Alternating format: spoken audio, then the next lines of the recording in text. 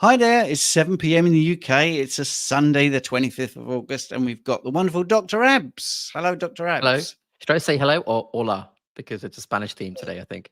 Yeah, oh, yes, it's Dr. Abzo and Coach Stefano. And of course, Ricardo Smith, the UK's top nutritionist. Well, we can't find him. I don't know what's happened. I think he's fallen down the back of his background. But he will be on very shortly. Thank you for the questions. Let's do a little bit of housekeeping. If you've got a question, put it in the live chat with a big Q in front of it. If you put a couple of Qs, the letter Q, by the way, so it just stands out, and that's really good because we tend to have loads and loads of questions. We could go straight away, but I think I'd rather have Richard in the room as well. So, Dr. Abs, how was your... Oh, by the way, right now on your channel, there's something premiering as well, isn't there? Oh, yes. I completely forgot. I don't know my own channel. There is the first episode of my new podcast, and it's an interview with Rich. There's a lot of podcasts in the carnivore space, and they all talk about different things. They all go to certain depths. What I felt was missing, which is why I wanted to do it myself, was a podcast for this community that goes into the science, but that goes really deep and has plenty of time to go to all aspects of one particular subject. So if you look at something like Huberman Lab, it's probably like 2.5 hours, 3 hours each time, because they really delve in, people who are genuinely interested. And so that's what it is. It's a very long podcast. This particular one, I think, is around 3 hours.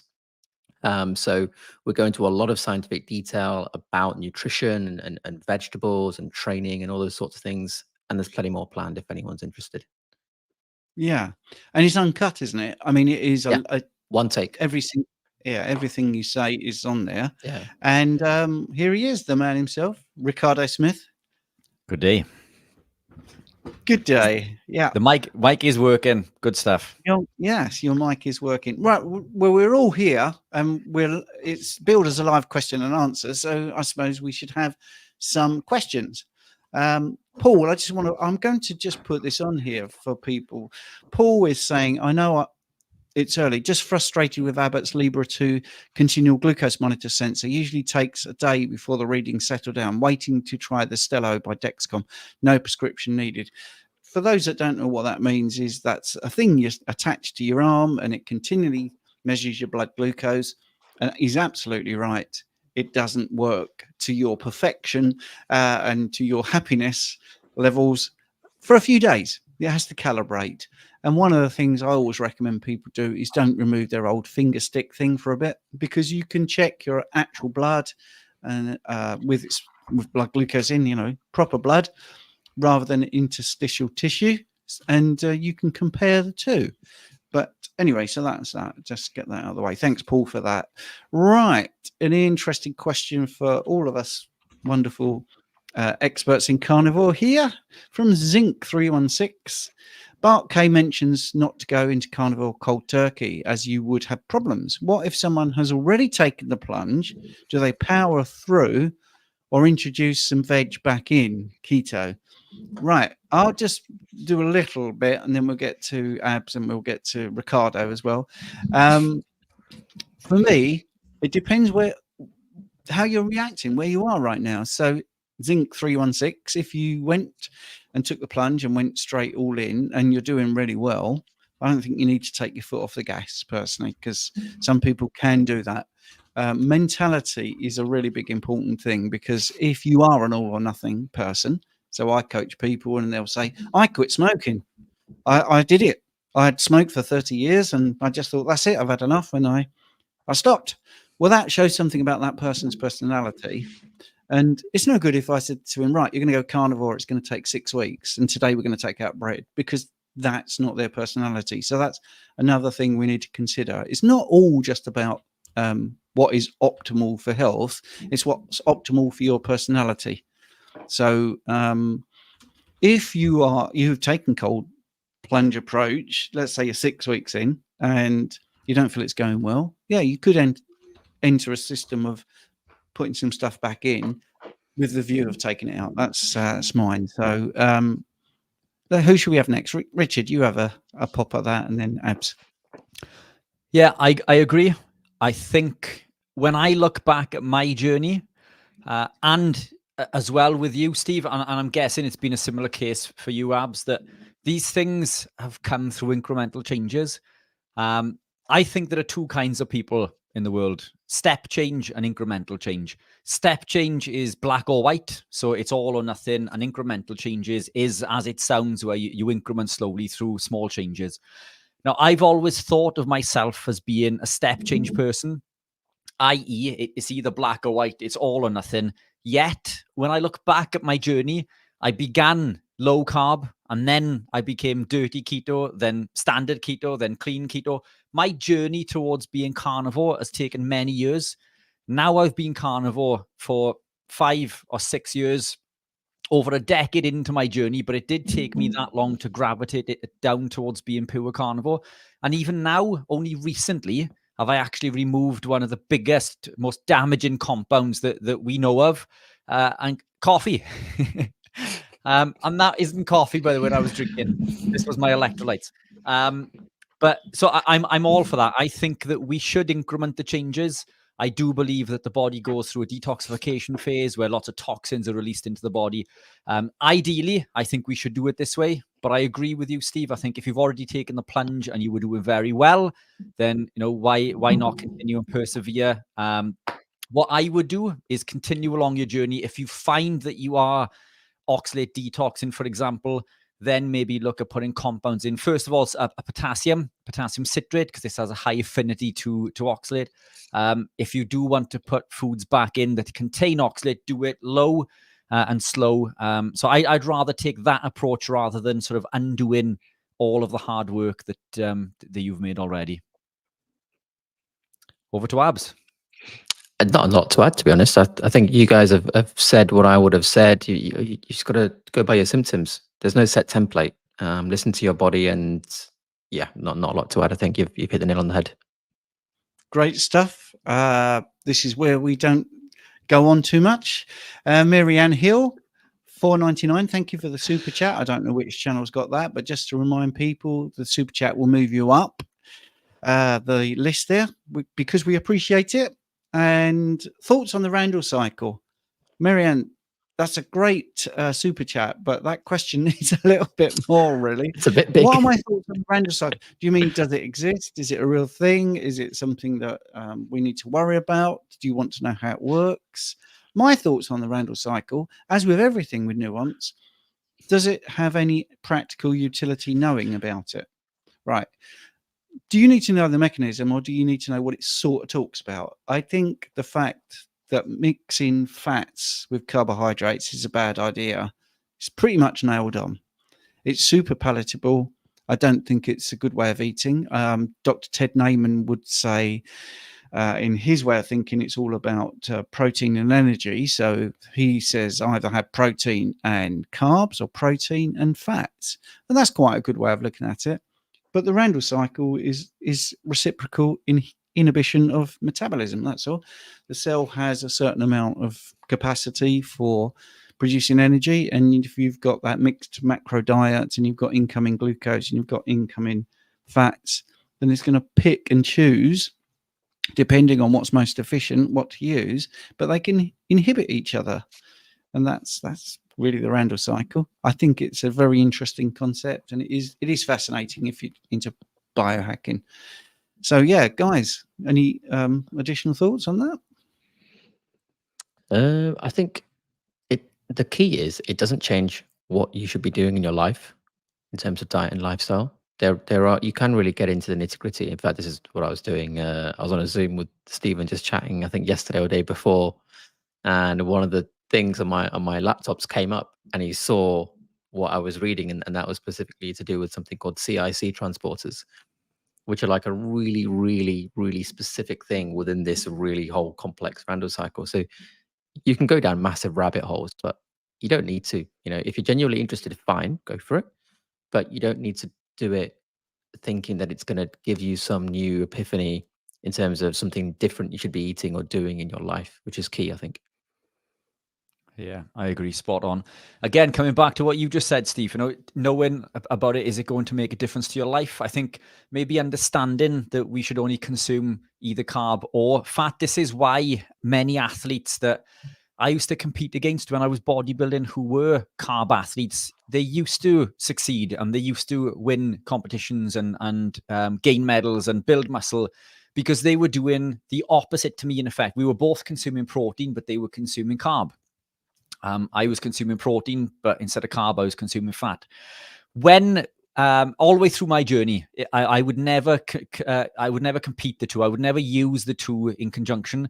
It would always be either carbohydrate or fat. And the only time that I would put carbohydrate in was for aesthetic purposes, in order to fill the glycogen stores for purely for look, to make me look bigger, which I would also do with fat, by the way. But let's not go down there. So yeah, I agree with both of you. It does exist, but you shouldn't consume carbs if you're consuming fats. They will compete for either. One will store. One will always store if we're consuming both. Yeah, proteins and fats. Eat as nature intended. Everything that nature provides comes with protein and fat. And I think if we look at an ancestrally appropriate approach, it's always protein and fat. Carbs weren't in abundance through our evolutionary period. So if you are going to preference any two, it's got to be the protein and fat. Brilliant. There you go, Marianne. I think that's a $4.99 answer. Excellent. Hope you got your money's worth. But I do think with those sort of questions, I'd love to go a bit deeper on why you asked that question. So if you want to do that, that's great. So Gaza here, let's put a few things, but let's cut to the chase.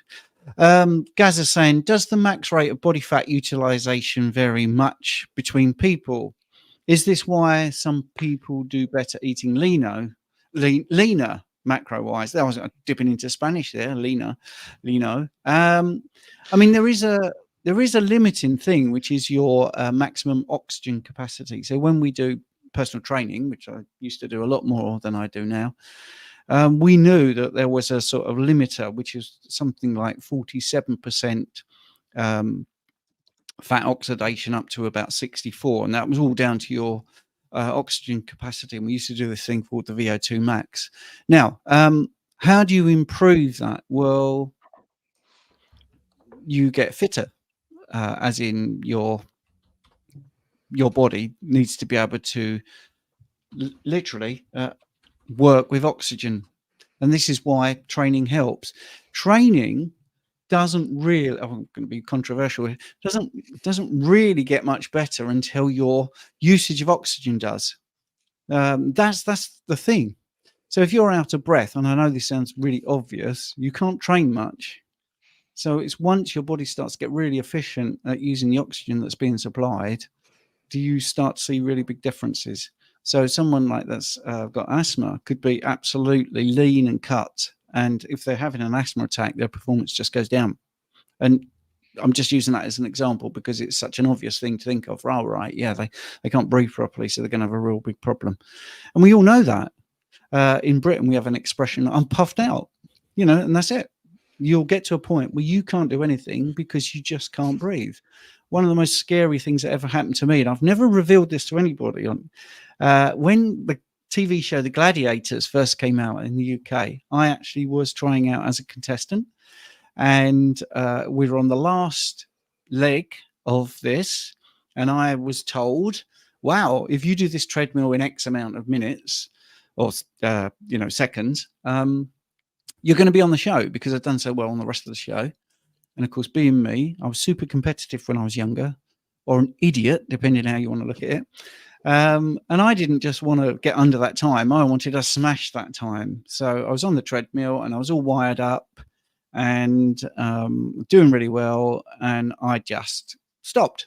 Couldn't do it anymore. I ran out of puff, as we say. But I was able to rest momentarily and still carry on.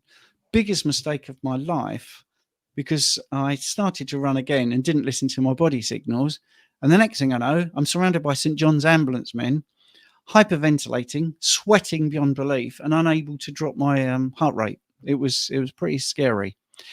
The thing I really remember more than anything wasn't the heart rate, wasn't the sweating. It was I couldn't catch my breath.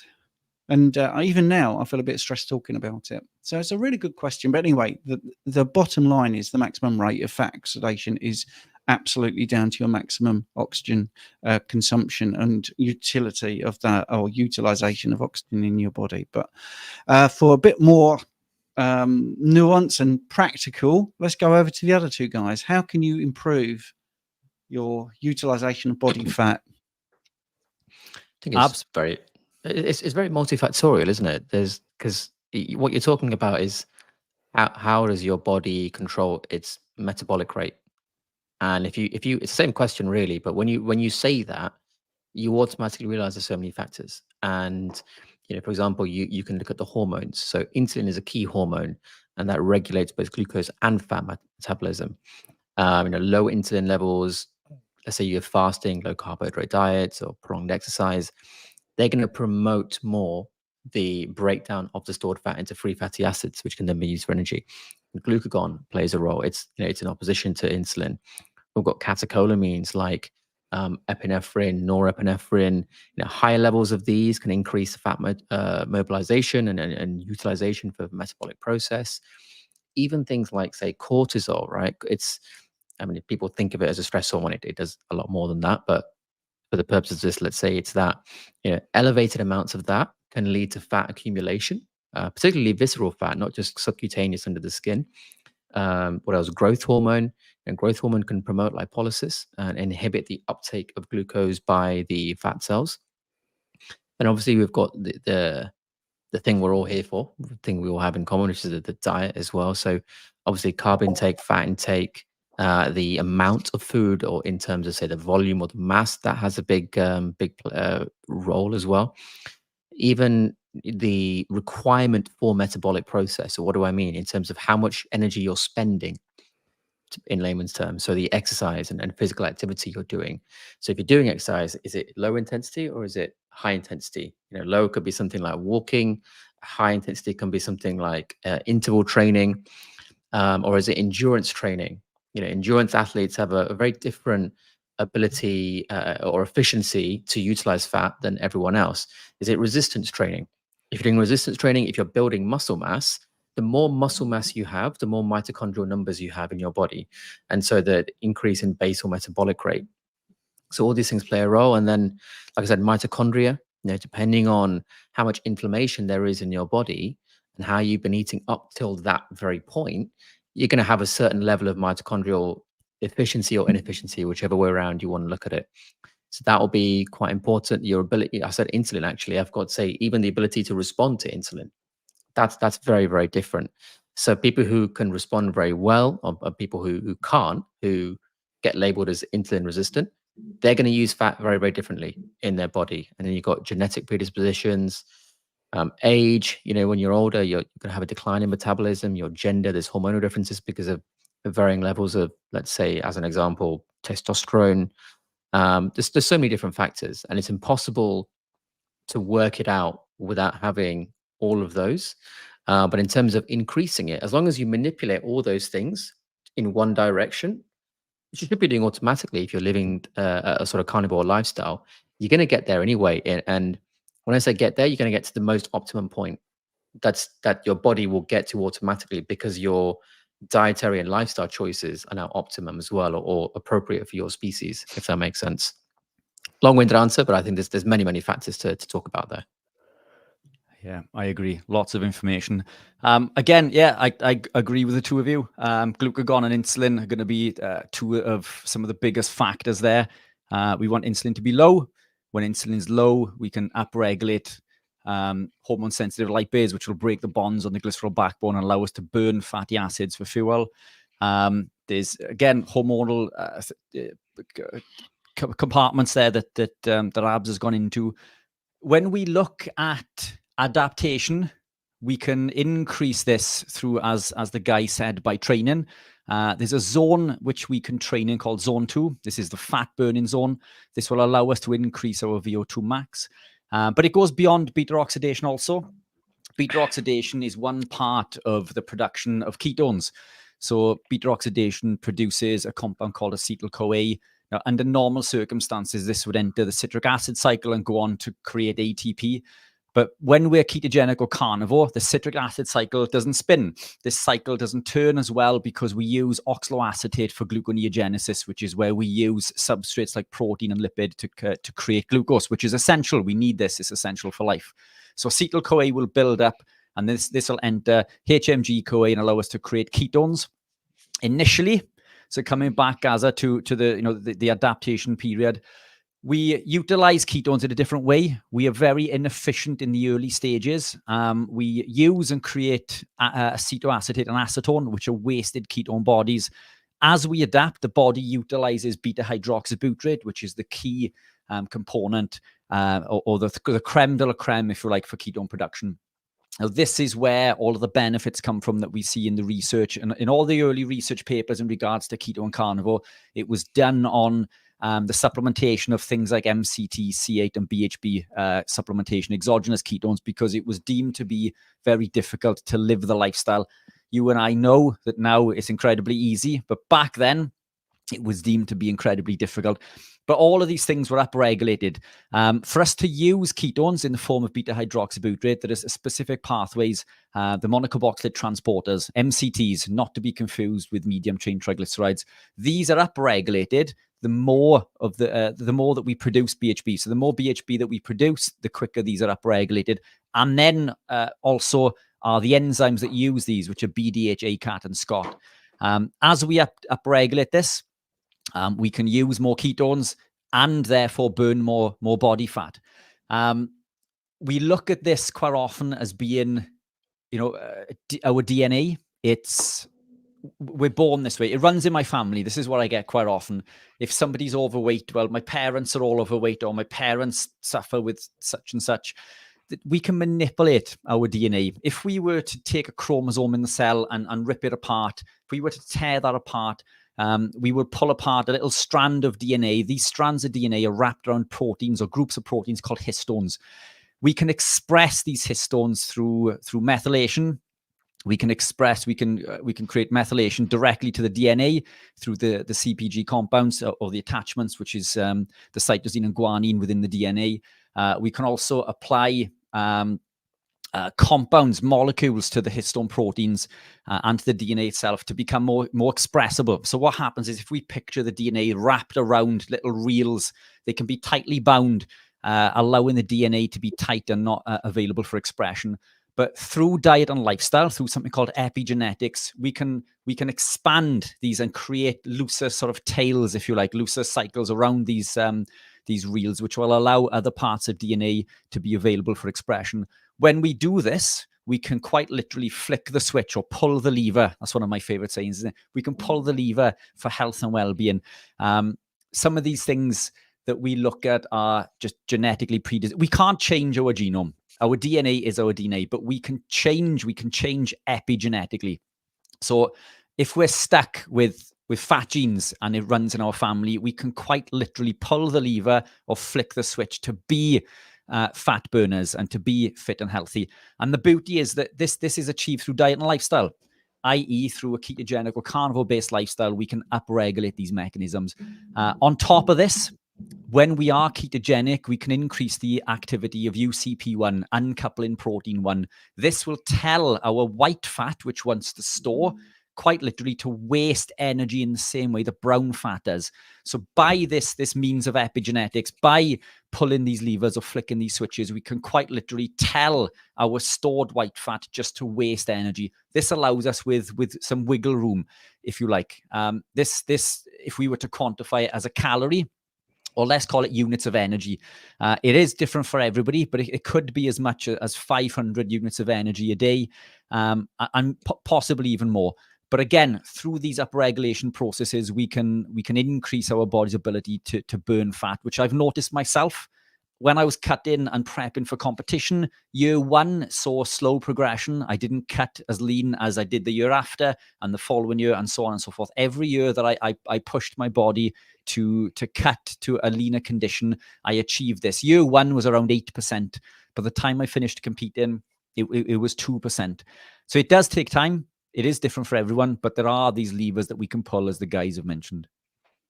Yeah, brilliant. Now, just to let everybody know, not every single answer will be all three of us because there's tons of questions. Also, at the end, 8 o'clock, we do an extra 30 minutes in our school community, and we'll put a link at the end if you want to come over and have some more questions answered. But we do try to give value for money. Gaza was just saying, and I'll just quickly do this one, guys, and then we'll go on to the next question because Gaza did a three-parter. Can you increase it notably during the course of adaptation or with specific methods such as fat fasting? Yes, fat fasting is effective for some people. And Gaza's asking, how much is your fat fasting food plan, Stephen? I'd love to try this. 30 pounds for the month. But that is not going to be just fat fasting because you don't just fat fast for a month. You fat fast at specific times. It's all there. It's very interesting, very tasty, and it's one of the most enjoyable ways of eating for a little while. Fat fasting just means that's exactly what it says. You're not fasting from fat, you're eating fat and fasting in a sort of way from everything else. Anyway, right, okay, here we go. Rightio. So let's have a look at this. Maria is asking, I won't put my 2 pence in. Is there any benefit to taking a quality organic extra virgin olive oil from Morocco? Abs is shaking his head saying no. Perhaps some C8. That'll be better instead. A short answer. Yeah, look, it's if you are consuming olive oil, I would consume it cold, but there's nothing in olive oil that we can't obtain naturally through the diet. And I missed the first part. Was it C8 that you said? Yeah, C8. Yeah, I agree. For energy purposes, C8 is the best. As far as health goes, you know, there are longer chains of fats within the olive oil, but saturated fats. I'll tell you quickly about a study. There was a study that I've referenced in one of the talks. That's what you've got in there as a C8. Perfect. So there's a study that looked at cardiovascular events, comparing vegetable oils, olive oil, and saturated fats, or I think it was maybe lard potentially. And it was done on a group of people who were already susceptible, who already had some sort of cardiovascular event. And what they found at the end of this 5-year study, I believe it was, that seed oils basically led to more deaths, all-cause mortality. Olive oil was better, but closely followed, and the saturated fats was right at the lower end of the scale. If you're going to consume fats, animal fats, I believe, are always going to be more beneficial. Olive oil, I think, is better than vegetable oil. But if you're looking for optimal health, I wouldn't consume it either, and I would consume the saturated fats, the butter, tallow, lard, or ghee, for example. Brilliant. Yes. I just laugh. Sorry? Or the C8 as abs. C8, yeah. I think this is going to be a Richard one. Gemma's asking, I just want to tell a little anecdote. I was out today, street food, loads of things in the market. There was this wonderful big load of sausages, bratwurst and Vienna sausages and all that. And I said to Jane, you know, I might just partake. And in the middle of it was a little bit of a clump of onion. And as I went over to think, should I go off plan a little bit? They had a huge carton, literally, for the audio people. I'm putting my hands up because it was massive, of vegetable oil, and dumped it straight on top of the onions. So I immediately did 180 and off I went. Right. Okay. Gemma Ryan is asking, safe yet effective supplements to assist with sleep. I'm happy for both of you to answer that, but let's go with Richard first, shall we? Awesome. So look, I mean, as far as supplements go, you know, safe and effective may become into two different categories. There are lots of things that you can take to help you sleep. I'm not a fan of many of them. I have experimented previously with things like CBD and ashwagandha and so on and so forth. But consuming these compounds over prolonged periods can cause problems, but they can confer a benefit in the short term. No, but for me, you know, to be safe and effective, one of the best things that you can take is probably tryptophan. Tryptophan, an amino acid that is found in high quantities in things like turkey, goes on to create serotonin and then goes on to create melatonin, which helps us sleep. Have you noticed that after a Christmas dinner, when you consume turkey, you feel tired, you sit on the sofa and you have a nap? This is the tryptophan going to work. The amino acid tryptophan is one that I would supplement with, that I would say is safe and effective, or just eat some turkey. Yeah, I think tryptophan, in terms of dosing, I'll generally tend to say to people around 1 gram, maybe 30 to 45 minutes before bed. It might not work in some cases, depending on the person, simply because they have trouble converting 5-HTP into either serotonin or melatonin. If you're someone that has the inability to convert those things, then yeah, so sorry, tryptophan is better if you can't convert 5-HTP. But some people will recommend 5-HTP, like 50 to 100 milligrams. If you can't convert, then tryptophan, I think, is also good. Some people do look at melatonin. It's a tricky one. Personally, I feel that melatonin, we do make it ourselves. So if you're gonna talk about the dosing of it, it has to be similar to what we use. I know some people talk about like 2 milligrams, 3 milligrams, 10 milligrams, maybe more. But physiologically, if I'm not mistaken, I think we probably produce something like 0.3 milligrams roughly. So what I generally tend to do is to get people to get a tablet that might be like 0.5 milligram or 1 milligram and just break it. So you've got a more physiologically acceptable dose. As well as that, zinc and magnesium before bed, I think tend to work quite well. That's why you get products like ZMA. Just make sure they're in bioavailable forms, like something ending with ATE, like citrate, malate, glycinate, things like that. And also make sure that during the day, you're getting enough sunshine. Make sure that you're getting enough electrolytes in as well. So I take the cherry flavor of Richard's electrolytes, probably about 4 scoops a day now on average. So 2 drinks, and each drink I have, there we go, those ones. So I generally have about 2 sort of half-liter versions of those a day. Each one has 2 scoops. And initially, when I went carnivore, I did have a little bit of trouble sleeping. Once I made sure I got my electrolytes in and I was regular, within a few weeks, I actually got way better sleep than I ever have. And sometimes you've got to ask yourself, actually, do I actually have trouble sleeping? Because on carnivore, I find I just sleep less. I sleep less, but actually I've got more energy when I wake up. And so the first question before you jump to supplements should always be, do I actually have a problem sleeping, or do I just need less now? Which obviously I can't answer, but I think it's something to ask yourself. Brilliant. Okay. Love that. Now, if you're thinking, wow, these guys are really good, that's nice. If you're thinking we're really bad and you're still watching, what are you doing? But anyway, if you do think we're really good, there's something happening on Saturday, the 14th of September and Sunday, the 15th of September. For those that are watching in the future after those dates, it's 2024. Rich, what's happening at that weekend? Ooh, I don't know. What could this be?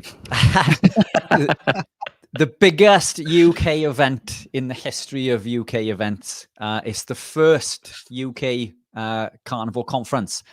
I know of 2 incredible speakers, that being Stephen Thomas and Dr. Abs. I may be there also. It's an incredible event, 2-day event, food included. It's in the grounds of Cliff College within the Peak District. We've booked the entire venue, so the whole college is booked out to us. I can't wait. It's going to be the first of its kind. It's going to be different to any event that I've been to.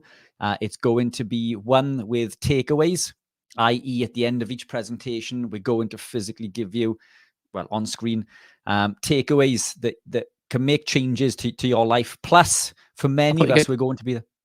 I thought you were going to say someone's going to deliver some steak as a takeaway. There'll be plenty of steak and beef there to eat, I can assure you. So Steakaways. Steakaways. The menu is going to be incredible. A lot of the speakers are there for the entire weekend. I know Abs is working away on the Saturday, so you'll be joining us on the Sunday. But everybody else is going to be there. Come along, pick our brains. Come on and bombard Steve with his blood questions. Come on and bombard Dr. Abs for longevity questions and anything else that you may have. It's an intimate event. It's going to be, as I say, the first of its kind. Absolutely incredible, and I cannot wait. Any news on Carnivore Cam, whether he's going to be there? So I've spoken to him by email today. I was hoping to arrange a call before coming on with you. I didn't get time to do that today. But I believe, well, I don't want to say anything. I need to speak to Cam first, but yeah. Okay. All right. So we're trying to, continually improve the lineup, even though it's fabulous. So what I will add to this is that, eyebrows are being raised. Everybody wants to be a part of this. Dr. Chafee, as you know, good buddy of all of ours. We've all been on his show. He's been on our show. When he knew that we were doing it, he reached out and wanted to be a part. So he's going to be zooming in on the Sunday for a Q&A. So everybody wants to be a part of this. It's a huge event in regards to its kind. I mean, not huge in regards to numbers. It's going to be an intimate event, but it's one not to be missed. I think if you miss the first, then you're going to regret it for the rest of your days. So make sure you book and come. Tickets are selling fast, and this isn't a sales ploy. You can go onto the website. We're sold out on single rooms. There are a handful. I think there may be 4 or 5 doubles or twins left available. They won't last long. They may even be gone by tomorrow at the rate they go in. But day tickets are still, or weekend and day tickets are still available. But accommodation, you'll have to find yourself. We do have a few preferenced hotels, but tickets are still available. But if you want to stay in the grounds, then time is running out. Right, Rich, can you put a link in the chat for people to have a look at? And we'll also put it in the description of the videos just for people there. I want to thank Cruz for the $10 super sticker. Yeah, of course, the begging bowl's out because we do this free. For every single Sunday, we do an hour and a half. So any little contribution really helps. That's really nice. You don't even want a question answered. You just giving us support, so that's wonderful. Jan has donated €5, which is great. Oh, by the way, there's somebody listening in Moscow, which is just brilliant. I love the fact we're all over the world. Jan is asking, is alcohol now right? The next few words are going to change the answer to this question. Okay, is alcohol in copious amounts on a more or less regular basis more dangerous than a high fat, high protein diet? I fast regularly as well to compensate. Right, Jan, copious amounts of anything is dangerous. Okay, firstly, I'm not being facetious. It's the English here we're using. If I said to Abs and Richard, this next 7 days, I'm going to have copious amounts of water, okay, they would not recommend this. So when we talk about dosage as well, it's very common, isn't it? When people say the dosage is the poison, really, anything in large amounts. Now, fasting regularly to compensate isn't necessarily going to be the best thing to do, to be honest. You've got to remember that alcohol is being metabolized in your liver. And yes, your liver is going to be making some fat from some of the contents of what you're eating, but you're already eating high fat, and that's where you're coming from, right? And you're putting that connection together. If you eat carbohydrates, that turns into fat in your liver as well because it's toxic. The amount of sugar your body wants in its bloodstream is literally about a teaspoon of sugar in 5 liters. If you have more than a teaspoon of sugar, your body goes to great lengths to reduce that. That's why you have insulin that tries to reduce it. But how do we reduce it? We drink more to dilute it. We urinate more to get rid of it. And the liver is very clever, and it says, "Oh, right, we can help out here, and we can make some fat out of this sugar." Now, personally, it's a great question. I think whatever you're doing to compensate is sort of putting a band-aid over a fractured arm or something that's also bleeding.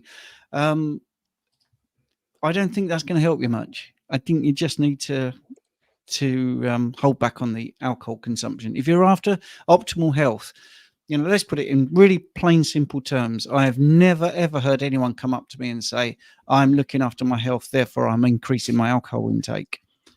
I've never heard anyone say, I want to improve my health, I am going to increase the amount I smoke. And I'm not being down on you. I'm really not. I just trying to put it in language that maybe makes you go, oh, wow.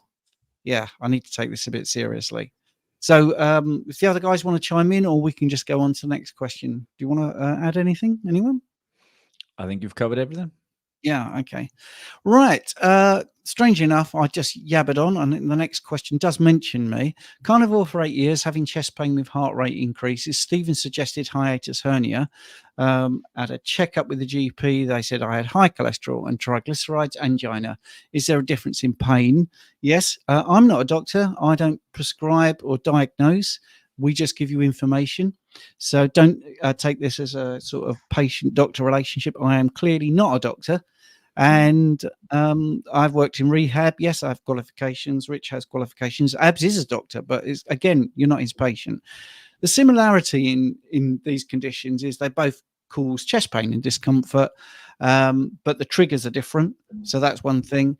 They both have the same thing where you have difficulty in swallowing. Now, hiatus hernia will come with acid reflux and heartburn, which doesn't mean angina doesn't. These are the commonalities and also the things that are more common with the one thing.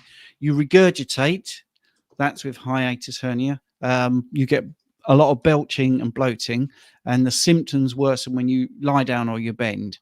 Whereas with angina, you sort of have like a pressing or squeezing sensation. Again, this is not one-to-one advice. This is generally how you would get differential diagnosis. Shortness of breath. We talked about breath earlier. You get pain in other areas. The classic is the radiation of pain down your left arm, but it can be other places as well. So don't ignore that. Neck, jaw, back. There is plenty of things. Tend not to get that with hiatus hernia. That might be another one. Triggered by physical exertion or stress, you can get that. And you know, there's nothing to take away from that other than they're the differences. If you have chest pain, don't talk to blokes on the internet. Just go to your doctor. You know, get images taken, bloods, and do your own research. I mean, you don't have to accept the first thing that's offered, but I would definitely say it is a serious thing. You need to look into it and get somebody dealing with it, not us. Right. I'm not, by the way, sidestepping any responsibility. You're here to ask a question, so we've given you the answer there. Anyway, great. Next question. Hi, folks. My 84-year-old stepdad had a tumor removed from his bladder, cancer cells found in bladder, so that prostate to be removed or have radiotherapy. Trying to get him keto. Any other advice, please?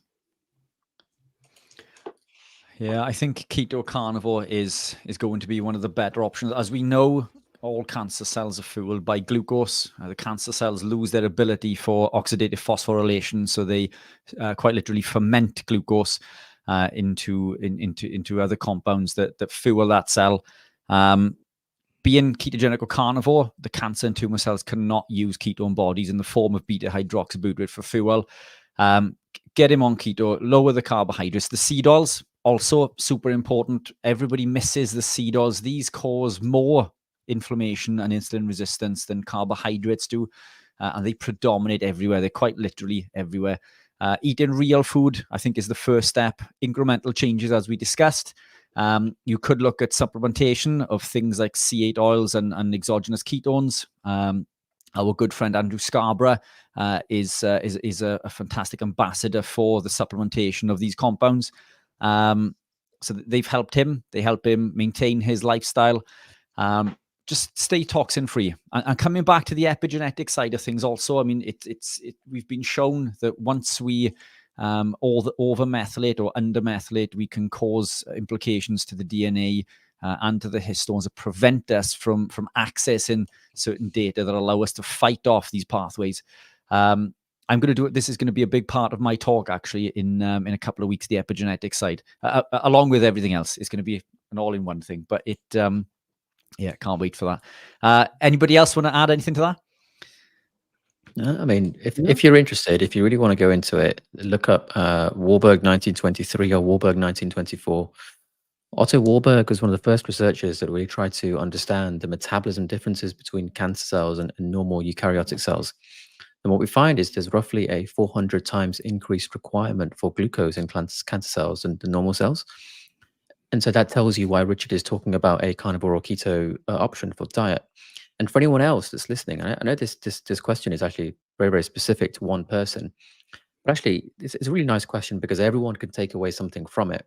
When you understand that metabolic change is occurring in cancer cells where they need glucose 40,000% more, that really explains to you in a biochemical and metabolic context why carnivore users, I don't know what the word is, but why carnivore folks, shall we say, I don't know a single carnivore that is properly strict carnivore and has developed cancer. And I know that's a bold claim, but I genuinely have not heard of a single person. So when you realize all cancer cells have the same metabolic target on their backs, it's no wonder that I have not heard of a single cancer case developing on carnivore. So I echo what Richard said, and I would just like to stress what he said and emphasize it even more if possible. Great. I can answer the next one if you want, very quickly. Carsten, I have high uric acid, a problem. Well, is it? Right. I've seen tens of thousands of bloods, and I have seen high uric acid and the person in absolute rude health, fantastic health. And I've seen people with very low uric acid and gout beyond belief. I've also seen people with high uric acid and gout, and I've seen people with low uric acid and no gout. Uric acid is an antioxidant, and it's there. It has a reason to be in your body. It's only a problem if you've got a problem, and we can associate it with the high uric acid. We want to get to why do you think it's high? Because that's outside the normative ranges. So what's in, we need more context. That's what I'm always going to say. So if you did 150 biomarkers in a full panel for your bloods, we'd probably have a better idea. And also we'd need symptoms. But roughly speaking, you can't say high uric acid is going to cause you gout, because I've seen that. Now, Sean Baker, who's a surgeon, has also said that people have come to him when he's done some surgery, and there's high levels of uric acid in the joint, and they never reported any pain. The surgery was in other areas. So, it's a tough one. I definitely would say it is more about how you present. Right, next thing. Unless anyone wants to add to that, but we got tons of questions. I would add an advert to that. Stephen has been on my podcast recently, and we discussed exactly this, as well as many other blood markers. So if you are interested in looking at what different blood markers mean and how to actually look at them, which isn't really taught anywhere, Stephen really shows off his expertise in that interview, and that will be probably coming out in a few weeks or so. Excellent, thank you. Can't wait for that. Carno Dane, so I'm assuming from Denmark. What's the best way to lower trigs? Cheers. Triglycerides, for people that don't know what trigs mean. Number of ways. Grains for me is going to be one of the biggest levers. Grains contain fructans. Fructans break down to fructose. Fructose it becomes, we lose our ability to utilize it correctly, and it's done so through glyphosate. Glyphosate blocks the shikimate pathway. The shikimate pathway is the output of fructose absorption, so it blocks our body's ability to do that. So the fructans in grains for me is one of the biggest contributing factors. Alcohol also, fruit obviously also. We can go to town on many other compounds that we consume on a ketogenic lifestyle, but basically living a ketogenic or carnivore type lifestyle is going to help with that. Yes, coffee can. It can influence it, I believe, through its effect on cortisol. And we can really get into that, but we probably don't have enough time with 13 minutes. But it's to do with damage to the negative feedback loop. Cortisol, we look at, as Dr. Ab said earlier, the stress hormone. And as he rightly says, cortisol carries many benefits within the body. It's there for a purpose, but it's the overexpression of this pathway via the hypothalamus and the pituitary and then the adrenals, which leads to it blocks the negative feedback loop, and it can quite often lead to a positive feedback, which increases cortisol, and all the positive benefits of this go out the window. And basically, in a long roundabout way, can lead to increase in triglycerides. Cortisol management. This is something that I've studied recently, so this is something I've qualified in recently. Cortisol healing. Because I've been working with lots of clients recently who have suffered with cortisol elevated and lack of, which is equally as damaging. Probably a talk for another day. But there are many things that you can do to lower cortisol. Too much training will increase it. So we want to keep the training to less than an hour, 45 minutes ideally. We don't want to be overtraining any one time in the day or in the week. Stress management tools like breath work, mindfulness and meditation, all of these things can help. But maybe we can this is probably an episode just for itself. But yes, coffee can influence, and so can fruits and vegetables. Go carnivore, consume lots of saturated fats, eat as nature intended, and this should allow you to reduce triglycerides in most cases. There are always cases that will be the opposite, but I believe that this is cortisol related, primarily from coffee. Brilliant. Okay, I think we've covered that. We've got a question here. Hi, Doc. So I'm assuming that's for Dr. Abs. What's your opinion on beta nicotinamide mononucleotide, or beta NMN? I think people know it as, which is a precursor, by the way, to NAD plus, which I think where this is going. Does it work? Yeah, I'm sure it does. I don't know how much though, and no one knows how much. So a certain amount of NMN will elicit a certain amount of NAD. It's I think impossible, absolutely impossible to come up with a figure of a conversion rate because everyone's metabolism is so different. You absolutely cannot generate that. And I think the only way to do it is to do blood testing on yourself, which even that is not that accurate. Taking a certain amount of the substance and figure out how much it increases for you individually. Because even if a study says, oh, it converts to this much, okay, well, what about me? Not the subject in the study, and you can't measure it. So I'm sure it will increase NAD. Personally, I don't think it will be a huge amount, and I don't know what that amount is exactly. There is a study ongoing in Finland right now, which I've been privy to. It's not published yet, but I can tell you that when you take NAD plus directly, it seems possibly, and we're still discussing this. This is all completely not open to the public yet, but it seems like NAD, when you take it directly, it might not actually be when it's NAD when it's inside you. It might be that it goes inside and then it changes to something else completely, and then back to NAD. There's a flip somewhere. It creates a new molecule which no one's seen before, and I'm trying to figure out what it is. Welcome to my life. Basically, this is why I love my job. But when we take NMN, seems to be that doesn't change in the way that NAD does, and there's possibly here. I'm not saying there is, but more likelihood of you developing diabetes if you don't have it already, if you take NMN versus NAD directly. Now, I say possibly because nothing has been proven. And like I said, this study is still ongoing and we don't know all the answers yet. And I'm trying to figure out what this new molecule is. Super interesting. I can't wait to see that. Do you know, my opinion on these compounds is that, you know, it's the same as many other supplements we look at. We can see benefits from things like resveratrol and green teas and all these sorts of things. But what is it compared to? If we're comparing this to a sick person or someone who is consuming a standard lifestyle, I believe that it will confer a benefit in the short term via a number of different mechanisms. But when we look at these compounds compared, nobody's ever studied these compounds when we look at a ketogenic or carnivore-based community, because what I believe, and Abs, you can jump in on this if you like, but I believe when we live this lifestyle and we're adapted and we are producing beta-hydroxybutyrate, all of these pathways are upregulated naturally. FOXO3, SIRT1, and NAD+, so on and so forth. All of these things are done through living the lifestyle. So if we were living the lifestyle and consuming this said compound, is it conferring a benefit or is it going to cause damage?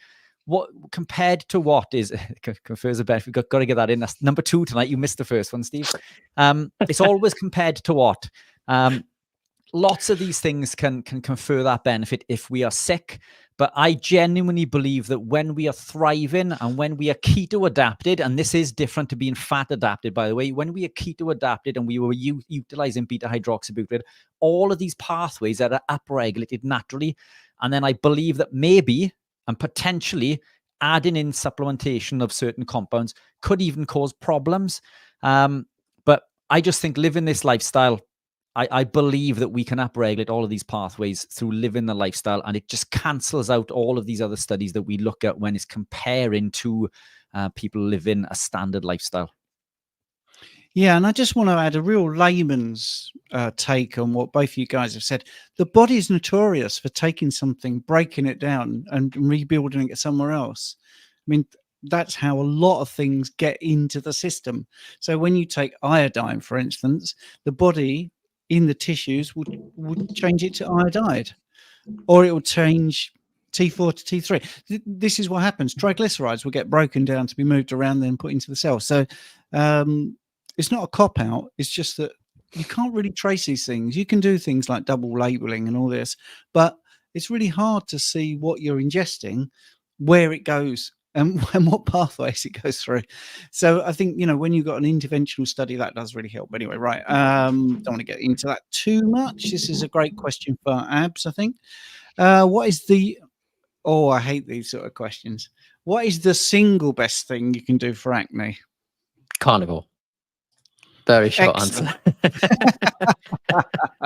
I It's agree. autoimmune. At the end of the day, it's autoimmune, right? What you need to look at, Abubakar, is lectins. Look up how lectins can make separations in the gut lining and enter the bloodstream.